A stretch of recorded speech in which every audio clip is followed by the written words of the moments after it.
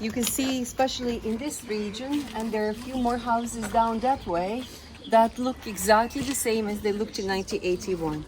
However, this house is extra special because it was the house where Ivanka the visionary lived.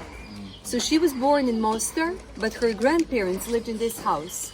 Her parents were in Germany, and she would spend summertime with her granny right here. That was the case also in 1981. But there is something very special that happened in regards to Ivanka. Ivanka was the visionary who lost her mom 2 months before the apparitions. She was only 15 years old when her mom died, and her mom was only 37. So Ivanka was devastated, obviously. And when the apparitions started, on that very first day when they spoke to the Blessed Mother, when they saw her, even though she was very shy, she was the first one who dared to talk to Our Lady. She said to Our Lady, "Who are you?" Our Lady introduced herself and said, "I am the Blessed Virgin Mary, Queen of Peace." Then the second question was, and she said immediately in my heart, I knew this was the Blessed Mother. So the second question she asked was, "Where's my mom?" Our Lady told her that her mom is in heaven. And she also told her that she's very proud of her. Then Ivanka said, "I was able to see the Blessed Mother for 4 years. In the 4 years that she had daily apparitions every single day, Our Lady wrote her mom 8 times. So 8 times she was able to see her mom, who died 2 months before the first apparition. So she saw her exactly the same as we see each other. Her mom hugged her, kissed her, talked to her in exactly the same way as we talk to one another. There is one beautiful detail, and Ivanka always mentions that. She said how when her mom died, her mom looked exhausted. Her mom looked like a very, very sick person. And when she saw her in heaven, her mom was looking absolutely beautiful, radiating, having no traces of illness. She had this beautiful, rejuvenated, healthy body. She looked like she was 30 years old. What is even more interesting is that she was able to see her mom 8 times. First time in 1981. The last time she saw her mom was on the last daily apparition in 1985. And that's when she asked Blessed Mother if she could see her mom once again, and she showed her her mom. What is interesting is that Ivanka says, the first time I saw my mom was absolutely beautiful. But when she saw her after 4 years of daily apparitions, like the last time, her mom looked a million times more beautiful than she did on that first time. So Ivanka was shocked, and she said to Our Lady, "Why is that? Why did my mom look so beautiful now comparing to how she looked when I first saw her?" And she explained that it is because more souls are in the presence of God, more beautiful they get. So imagine that when we are in heaven, the beauty that we will experience.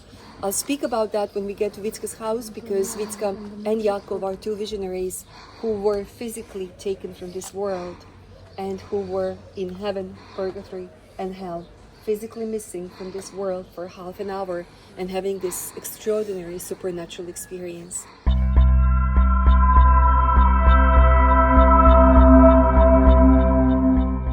This is the house of Vicka the visionary. Vicka's family was very, very religious and very pious, even before the apparition started. Her granny was known because she would be in her old age.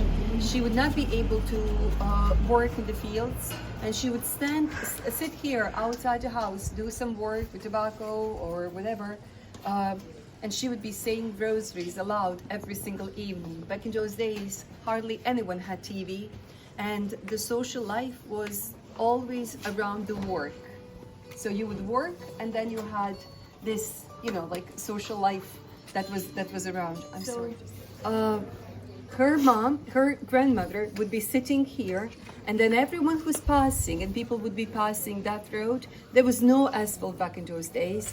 Houses looked like those houses over there.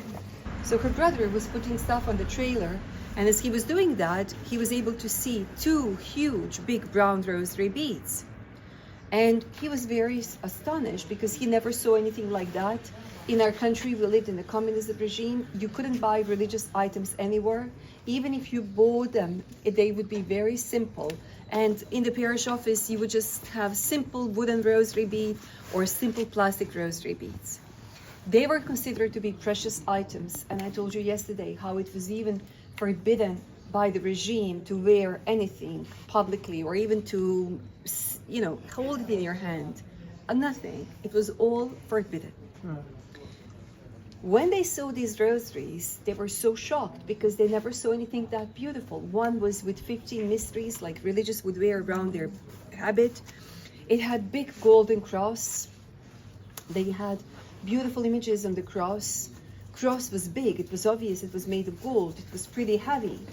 So they immediately took the rosaries to the church. They took them to Father Yoso. He showed the rosaries to people at the Holy Mass. And he said, please, if somebody lost this was left in outside one of the houses in the village. Nobody said that they recognized the rosaries. So for 2 months, nothing happened. When the Blessed Mother appeared, it was Vicka's grandmother who said to Vicka, please ask Our Lady about those rosaries. And she did. And Our Lady said, those rosaries were my gift to you and to your family for being so faithful in all of these years. Our Lady explained that the rosaries came from heaven, that the cross, the golden cross, can be opened, and inside the cross was a relic of the true cross on which Jesus was crucified. She explained that the beads were made from the tree that grew in Holy Land, around place where Jesus was crucified 2,000 years ago. So all of that was scientifically confirmed in scientific investigations.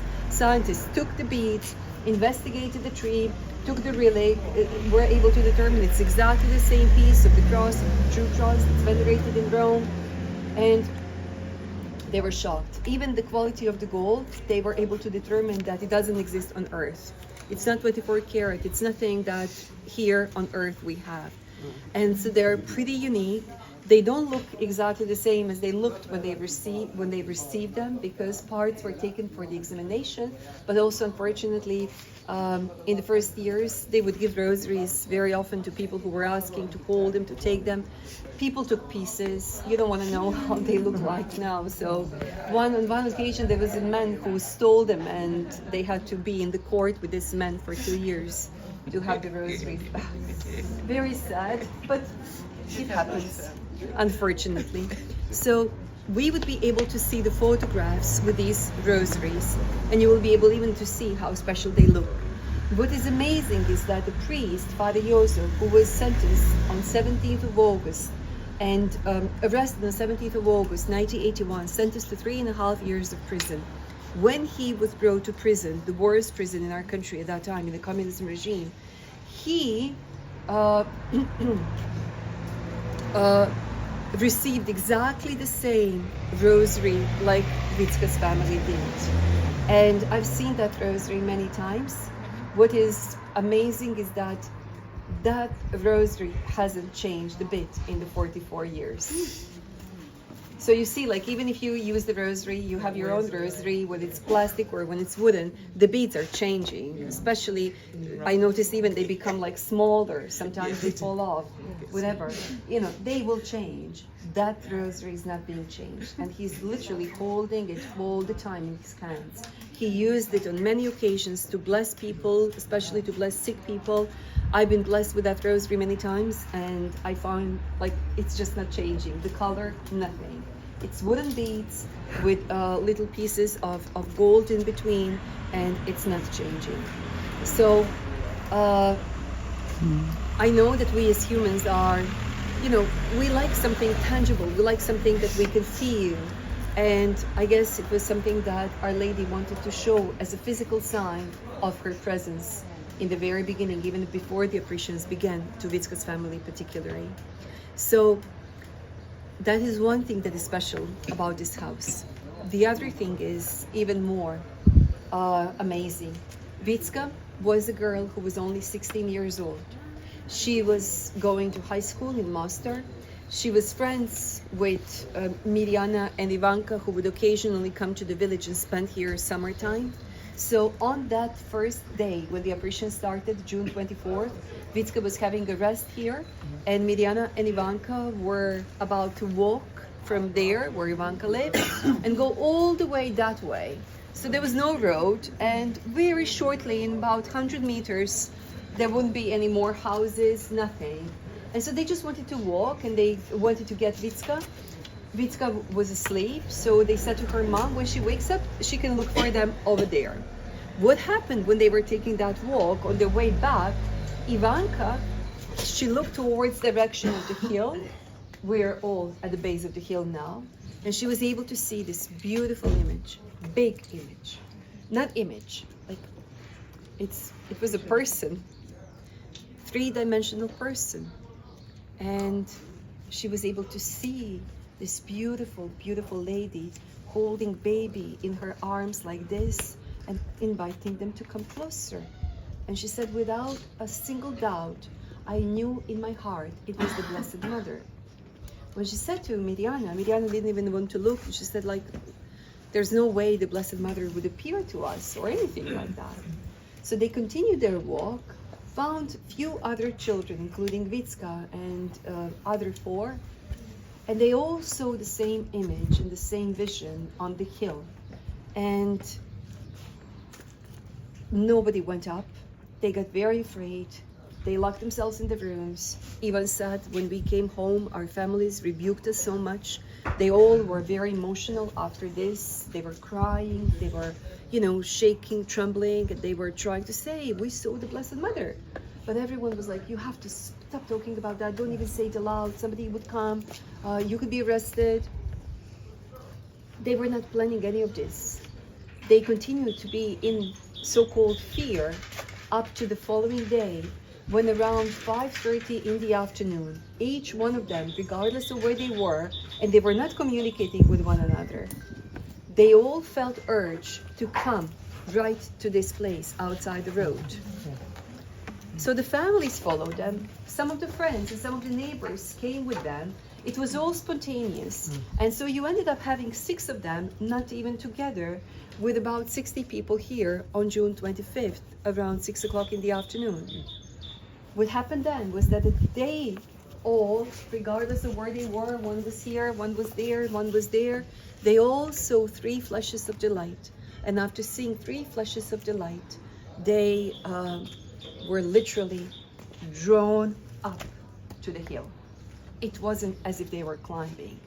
Now when we go, you will see that when we climb, and there's a pathway with like stone polished steps that it's very slippery, it's dangerous. But back in those days, you couldn't climb because it was all big rocks and thorny bushes. And when we say thorny, you cannot imagine these bushes, because we know that like when sheep sometimes accidentally look for grass and their wool gets caught, they immediately panic. Sometimes they would even like die because of panicking how they get caught. The same would be with humans. All of our clothes, t-shirts, skin would be ripped. So they followed from the road. People tried to follow them. It was impossible. Nobody was able to follow them because it took them 45 minutes to find them, and only 2 people were able to go on the little trail and to find them. When they found them, they were kneeling down, looking in the same direction.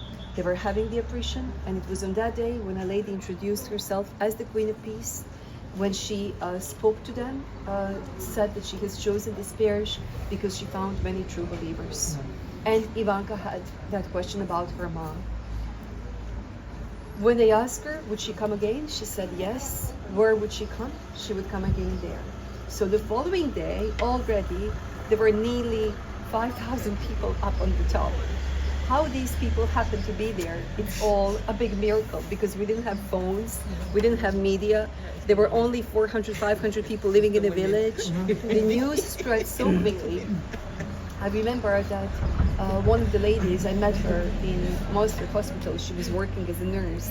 And so we spoke a lot about Medjugorje and everything. She said that she was pregnant at that time.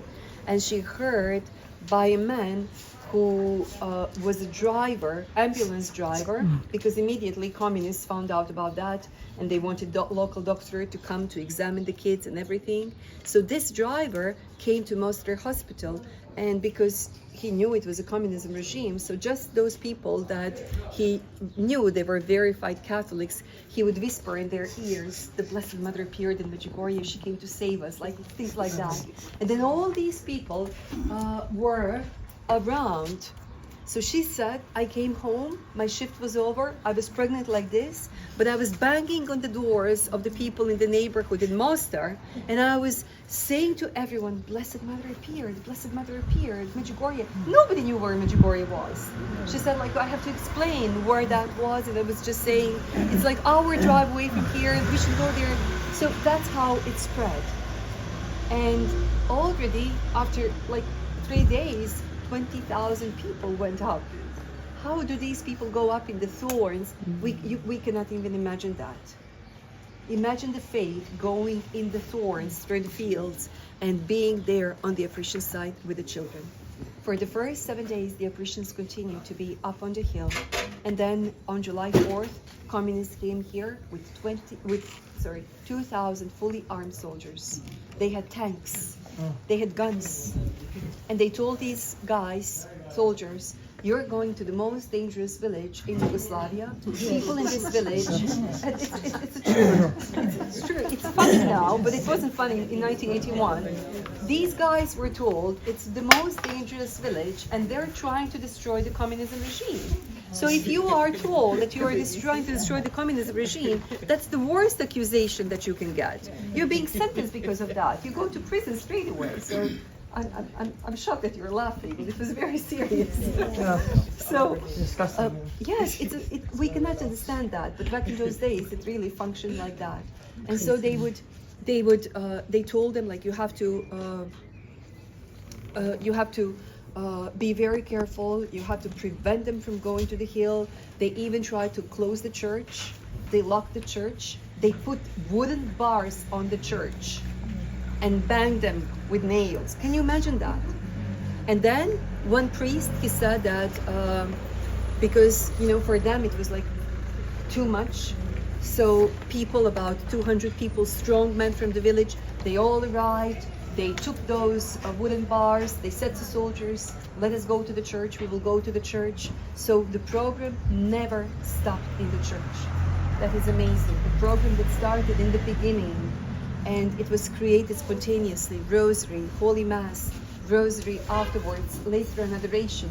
All of that never stopped, not even for a single day, not even when we had war, when we had bombs, when we had this insecure atmosphere, it always went on going. Then they locked the houses of the visionaries. So even around this house, you would have dozens of soldiers with guns. And so these soldiers were told these are dangerous people. So then after a few days, these soldiers, because it's heat, it's July, they're standing outside the gates. We have 40 degrees in the shade in July in average. Then these dangerous women, mothers of the visionaries, are bringing them fruit, water. They're saying, have a little bit of soup, my child. So they see, they're not dangerous. So they started even going to the church. They started going to confessions. They started, leaving the Communist Party. And then communists realized this is doing even more damage to us than having them in the village. So let's move the soldiers. But then they threatened the bishop, blackmailed the first bishop. Then they arrested Father Joseph. So those were their attempts to destroy it. One priest in the beginning said, if this is something that was created by humans or by any authority, it would be destroyed. But if this is something that God is doing, it would never be destroyed. It will grow. So it grew, and it's still growing, and it's a phenomenon that cannot be stopped. What is amazing is that these kids remained authentic witnesses that have not changed a single bit from their statement. I'm always amazed, sometimes even when I'm saying the stories to pilgrims, I would forget some of the details. Sometimes I say something, sometimes I don't say something. Sometimes I'm even forgetful about some of the things that happen, especially as you're aging. You know, that's normal. For the last 4 years, I'm not sleeping well, so it's you forget. But they, nothing. Exactly the same. To the word. And it's not because they said the story many times. No. It's because it's in their heart. It's imprinted in a way that they are unique and they're, you know, just spreading it that way.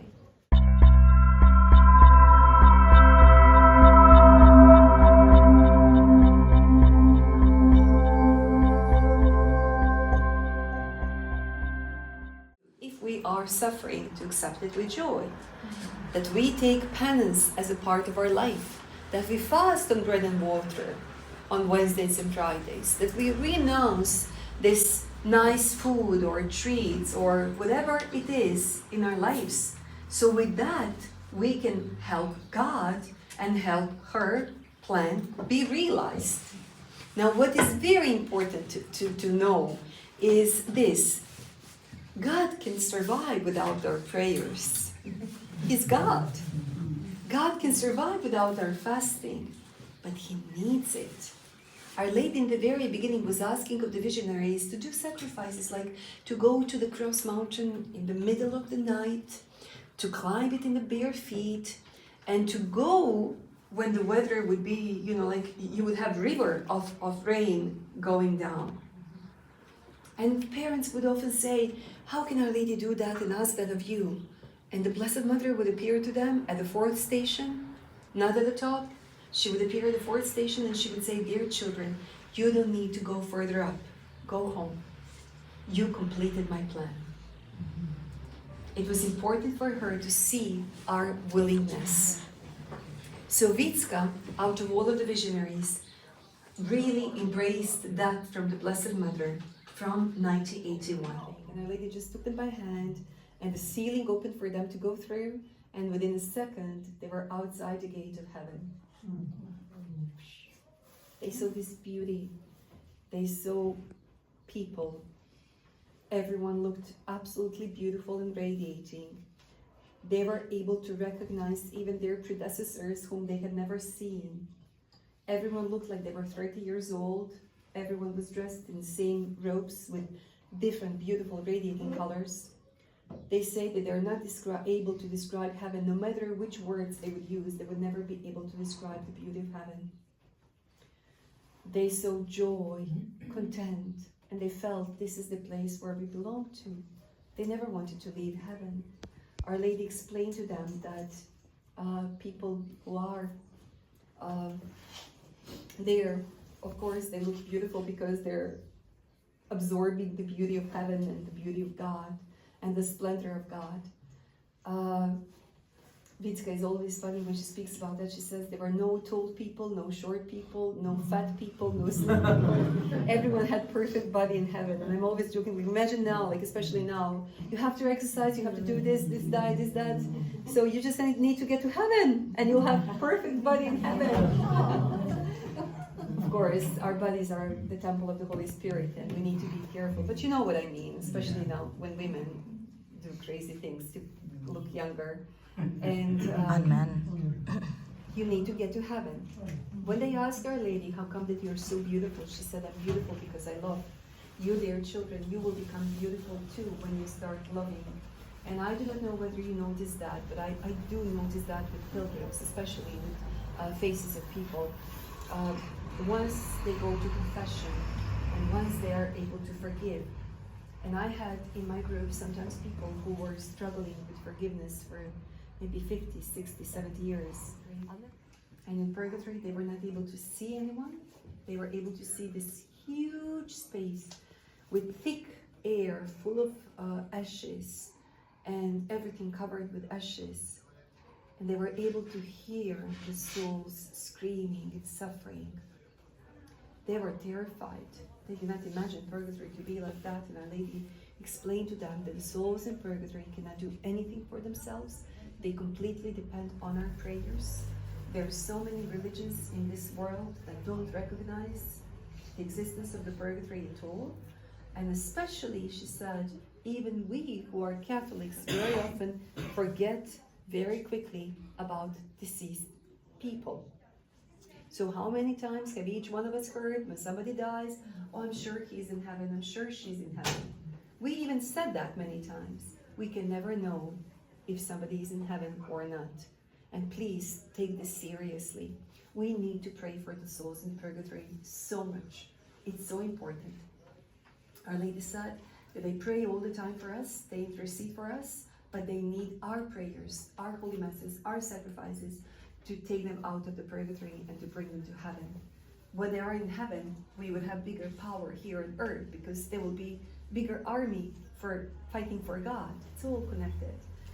Our Lady then explained to them that if a person, that's a sentence, when I heard it, I really, the only thing that I'm afraid of is ending up in the purgatory, not having anyone to pray for me, because Our Lady explained that if a person in this life suffers for 10 years, imagine somebody who's sick on the bed, suffering in his body, and suffering in his soul. Sometimes spiritual suffering is worse than the physical suffering. So 10 years of suffering in this life cannot be compared to 10 minutes of suffering in a purgatory. 10 years, 10 minutes. And I thought, my God, I remember like we were in Lebanon with Ivanka, the visionary, and when he said that to us, there was like supposed to be beautiful dinner, like Lebanese, they eat very late. And so we finished the venue, Our Lady, as apparition was over, the prayer was over, and this beautiful banquet was prepared. Do you think that anyone touched the food? We all sat like zombies. Nobody said a word. And there was a guy who said to Ivan, I know you for 30 years. You never said this. Why did you say now? But it's beautiful that we heard, because then, we can change. We can, our eyes can be opened. And what is that Our Lady wanted to say? She wanted to say, through the Vitska, it is right here on earth where we make a choice where we want to end up when we die. You understand? Mm-hmm. If we are striving to become holy, if we want to be on the path of holiness, then heaven is there for us. If we're constantly postponing our conversion and even having this, closed heart, I would say that's the biggest problem nowadays, that people have closed heart. And that's exactly what you have when you don't have conversion. Mm. You would end up with this stubborn heart that Jesus explained in the gospel all the time. What did people thought when Jesus was around them? They thought they were good, am I right? Yeah. All of the Pharisees. Everyone thought they were perfect. And they crucified him. So the same can be with us now. We can be thinking, I know people who live in the neighborhood of Medjugorje who are saying, I'm sure that the Blessed Mother chose Medjugorje because of me. I'm so good. They openly say that. And you don't see anything good about them, but they see themselves as being very good. So we can, God forbid that we end up having such illusion about ourselves. And we can do that. That's what Satan does. That's why it's so important to ask God, please show me my heart. Please show me the way you see me, so I become aware of my interior, so I can pull that out. And what is going to help you in that process is fasting and prayer and renunciation, because more we renounce from this world, we would be more dependent on God, and we would see everything clearer. We cannot see things clearly when we are stuffed, when we are full. We have to be a little bit hungry every now and then to experience that spiritual purification. It's so important. So it goes on. Our Lady then brought them to hell. In hell they were able to see this endless space with so many souls inside, and every single moment somebody was coming to hell. And when they would enter hell, they look like humans. Then they enter into the sea of fire, just like in Fatima, sea of fire. When they come out of the sea of fire, they're no longer humans. They're demons, beasts. Nobody is able to be saved from hell. Hell is for eternity, just like heaven is. but we can save souls from ending up in hell. Please remember this. That is why Our Lady here in Medjugorje entrusted each and every missionary with a different mission, and one of the missions that Mirjana has is to pray for those who haven't met the love of God. It's people who we refer to as unbelievers, but Our Lady says those who haven't met the love of God. Because once people experience the love of God, their heart changes, and everything changes around them, and they're able to be different. It's all connected. So Our Lady said to Vicka, right here on earth is where we make decisions, where we end up. So people who are sinning, who start sinning, we have a beautiful Croatian priest who wrote amazing book, and the book is called The Rill of Sins. Why? And it is describing what King David did. We all know the story of King David and Uriah, his best soldier and everything, and how King David spotted his lovely wife, sinned with his wife, ordered Uriah to be killed. So many people would say, where did this start? And I was shocked when I was reading. He said it started when David was lazy. David was lazy, thinking, I'm such a good commander, I can relax and let my army be somewhere else fighting for me and for my kingdom. Out of laziness and boredom, he walked around, wondered not what to do on that day, and he sees something that he's not supposed to see. Do you understand? Yes. And then it goes one after another. So when that happens, we all can find that root within ourselves for our own behavior. But once you are trapped in these sins, it's impossible to come out after a certain time. That's what happens to people. That's what happens to people who are living in mortal grave sins. But with our prayers and with our sacrifices and with us constantly praying for their conversion, they can be saved in a sense that God would not reject even the worst sinner. If this worst sinner in the last moment of his earthly life, or when he comes before God, because everyone comes before God, but then souls who are against God all of the life on earth just turn away from him and they go to hell willingly. It's not that God says that. We can fight for them, so this decision in the last moment they decide for God. It's so important. So after seeing this, and it's also connected to Fatima, because Our Lady in Fatima, I do not know if you know the story, but when 3 children saw the Blessed Mother, and the village was also questioning, they were not sure if this is authentic or not. So they said there were 2 girls who died recently in the village, and they said to the visionaries, please ask the Blessed Mother about these 2 girls. Where are they? So Our Lady said that one of the girls was going to come out of the purgatory very soon, and the other girl is going to stay in the purgatory until the end of the world. Till the end of the world.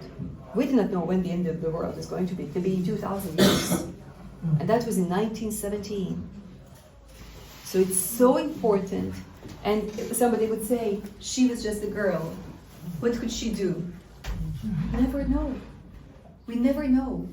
And I would say it's so important that we, right now, don't take this role of judges or presuming something, that we just live in obedience, live in humility, and willingly want to accept, to suffer, to pray, and to do penance for salvation of souls. Not just from our families, but from even people that we don't know. Decided they would spend 1 month in Croatia at the island. That family of one of her friends, he was like her male friend, they had a house there. The island, no electricity, no water, nothing. They would live isolated, pray, and they would do Saint Ignatius of Loyola retreat for 30 days. So 30 days, Our Lady was appearing to Maria at that island. And when then finally in one of the days, Our Lady appeared, and Our Lady said, tomorrow when I come, I will come with your guardian angels. So Maria was going to see the guardian angels of all three of them, four of them. And Maria said, a lady often comes with angels, but this is going to be guardian angels of each one of them. And Our Lady said, please write letters to these guardian angels. So, Our Lady did that, they did that, and when Our Lady appeared, Maria was able to see next to each one of them a guardian angel. And like her friend, one of her friends, she had a guardian angel that was like a little baby, 8 months old, beautiful, chubby. The other one had a little girl who was maybe 5 years old with beautiful wings. But this guy, a friend of Maria, and Maria, they had these two huge, big guys with big wings. And Maria said, I never saw Saint Michael the Archangel, so how does Saint Michael look like when these guys look like that? And so she asked Our Lady, why do our angels look so different? And Our Lady explained that her friend is going to become a priest, but Maria was not supposed to say that to him. It was only in 1989 when he revealed his heart that he has a vocation to become a priest. And Our Lady explained, God knows in the moment of conception of every single Catholic priest who is going to become a priest. And every single Catholic priest is assigned with a special force, like I call them special force, guardian angels. Our Lady just said special angels. And Our Lady explained that 6 of them in Medjugorje, because of the importance of the mission that was entrusted to them, and because of the importance of this for the whole world, were also given these 6 huge angels as a special protection. So I said, like, my God, Thea, do you have special force angel? No, we're not. So, shh. Quiet, pray, sacrifice yourself, decide to love them and to respect them. That's so important. It's so important. And Father Yosu, who was here, he was always speaking about that. He would always cry when he would say that there is so much disrespect for priests.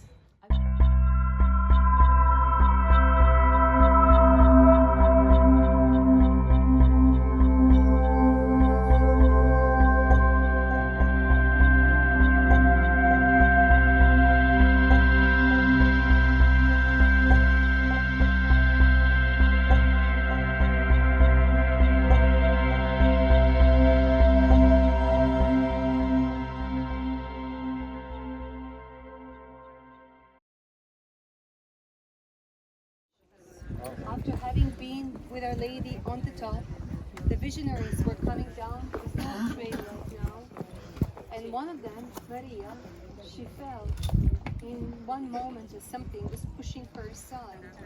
And right at this spot where the cross is, Our Lady appeared to her. Maria said that never in these years she had seen Our Lady be so sad as she was on that day. She was crying, and through tears she said, peace, peace, peace, and only peace, nothing. That was it.